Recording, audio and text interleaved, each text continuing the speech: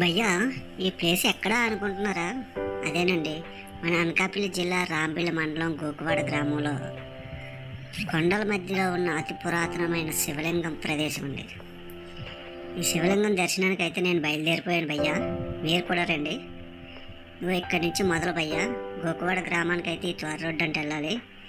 ఈ శివలింగం దగ్గరికి అయితే ఈ రూట్లో వెళ్తే మాత్రం మంచి అందాన్ని మనం ఆహ్వానించవచ్చు. చూద్దాం భయ్య. చూడు భయ్య, ఒక పక్క అయితే పెద్ద పెద్ద చెట్లు ఉన్నాయి. ఇటు చూసిన ఒక పక్క అయితే పూర్తిగా ఫారెస్ట్ కొండ ప్రాంతం భయ్య. మొత్తం ఎంత అందంగా ఉందంటే చెప్పడానికి మాటలైతే రాలేదు భయ్య. చూద్దాం భయ్య. చూడండి భయ్య, ఎదర ఎంత అందంగా ఉందో. జీవితంలో ఒక్కసారైనా సరే ఇలాంటి ప్రదేశానికి రావాలి భయ్యో. ఎందుకంటే చూడండి, మనం ఒక వీడియోలో చూస్తే ఇంత అందంగా ఉంటే డైరెక్టర్కి వెళ్ళి చూస్తే ఎలా ఉంటుంది భయ్యా?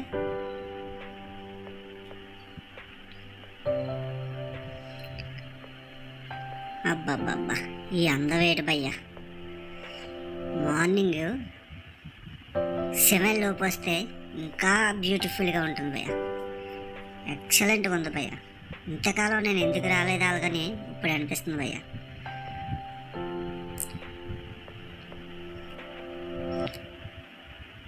చూడండి భయ్యా, ఇటు సైడ్ ఎలాగెళ్తే మనకి కొండ, ఆల్రెడీ కొండ ఎక్కేస్తున్నాం భయ్యా.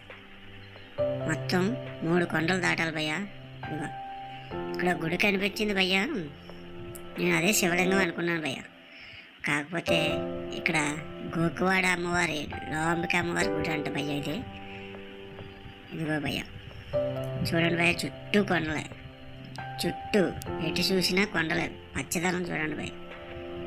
ఇలా ఇంకో భయ్య, మనం వెళ్ళాల్సిందైతే ఇలా 2 కొండల మధ్యకి వెళ్ళాలంట భయ్య. నేనైతే బైక్ మీద బయలుదేరిపోయాను భయ్య.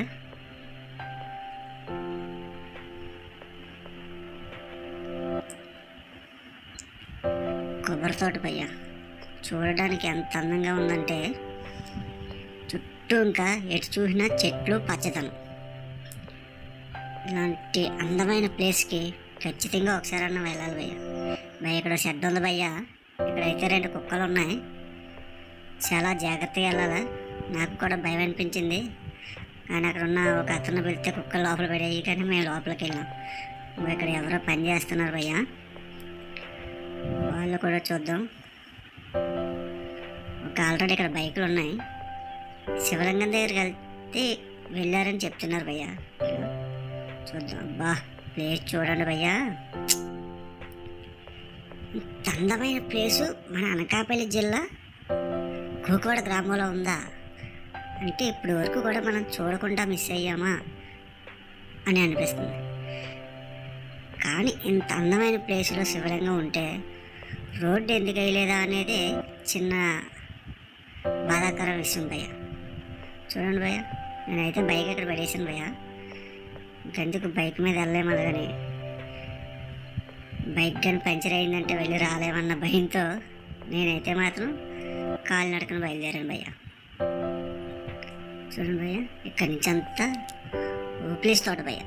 అబ్బా అబ్బా అబ్బా అబ్బా, అరకు వ్యాలీలో కాఫీ చెట్లు ఉంటాయి కదా భయ్య, ఆ విధంగా ఉన్నాయి భయ్య. చెట్లు చూస్తే ఎంత హైట్ ఉన్నాయంటే ఇంతవరకు ఇలాంటి ప్లేస్ నేను ఎక్కడా చూడలేదు భయ్య. నాకు ఒక ఊటీ వెళ్ళ అనుభూతి అయితే కలుగుతుంది భయ్య. చూడండి భయ్య, మీదకి ఒకసారి చూడండి ఎంత హైట్ ఉన్నాయో. ఎంత అందంగా ఉందంటే ప్లేసు చెప్పుకోవడానికి మాటలైతే రాలేదు భయ్య. ఈ యొక్క దర్శనం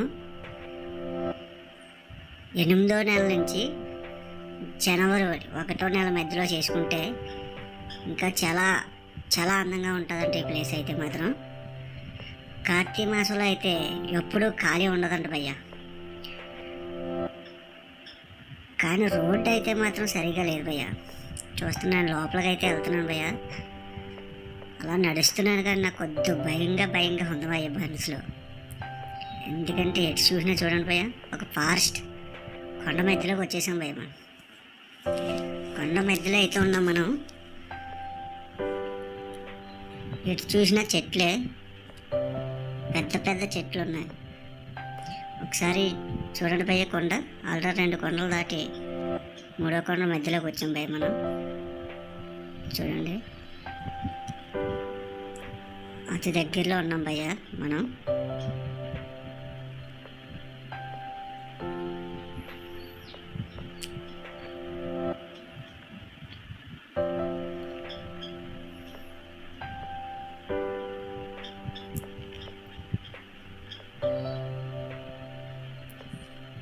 అదిగో భయ్య, ఎదురుగా ఎవరో జనాలు ఉన్నారు అన్న ధైర్యంతో నేను అలా ముందుకి స్పీడ్గా నడుస్తున్నాను భయ్య.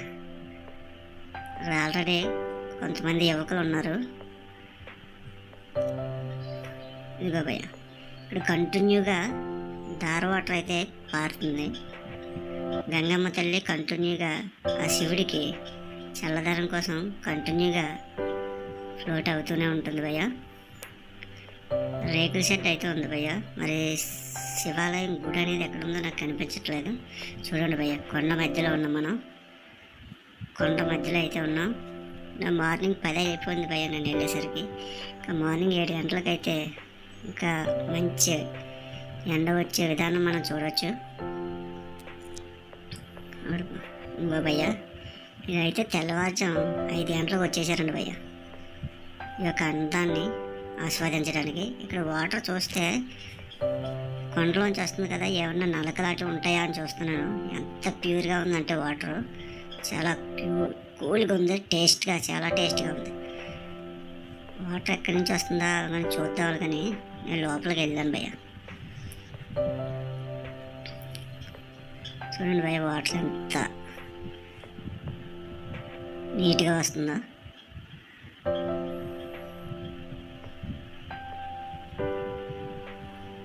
లోపలికి వెళ్ళాను భయ్య. ఇక్కడి నుంచి లోపలికి అయితే వెళ్ళడానికి మనకు దారి లేదు, ప్లస్ వాటర్ ఎలా వస్తుందో కూడా మనకు కనిపించలేదు భయ్య.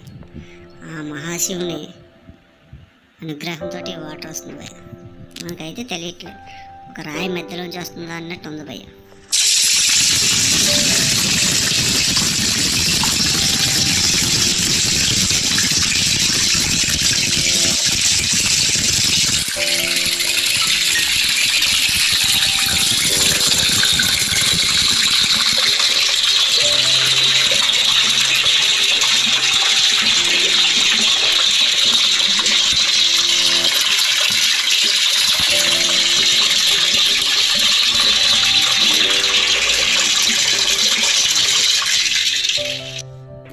శివుని దర్శనానికి అయితే నేను వెళ్ళాను భయ్య. ఈ యొక్క శివుని ఆలయం లోపలికి వెళ్ళేసరికి మనసంతా ఏదో ప్రశాంతత, తెలియని ఆనందం, అనుభూతి కలుగుతుంది భయ్య. ఖచ్చితంగా సంవత్సరానికి ఒక్కసారైనా నేను రావాలనుకుంటున్నాను భయ్య.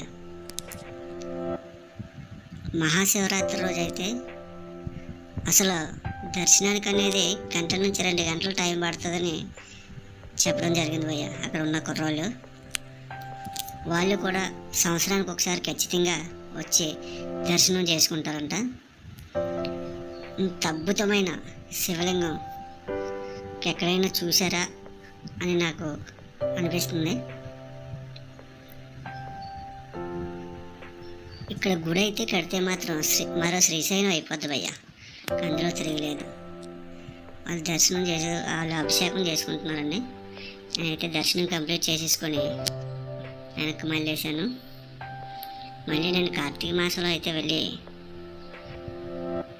ఖచ్చితంగా దర్శనానికి వస్తాను. ఇప్పుడు ఇంకా చెట్లు ఇవన్నీ పువ్వులాంటి ఎక్కువగా ఉంటాయంట. ఇంత అందమైన ప్లేసు, ఇంత కొండల మధ్యలో ఆ శివుడు జన్మిస్తే కనీసం రోడ్డు కూడా లేదు భయ్య. రోడ్డు ఉంటే ఇంకా అద్భుతంగా ఉంటుంది. నాతో వచ్చాడు ఇతను, ఇద్దరం కలిసి రావడం జరిగింది భయ్య. చూడండి భయ్య, వాటర్ కొద్ది వాటర్ తాగి కొద్ది వాటర్ బాటిల్లో పట్టుకొని వెళ్తున్నాను భయ్య.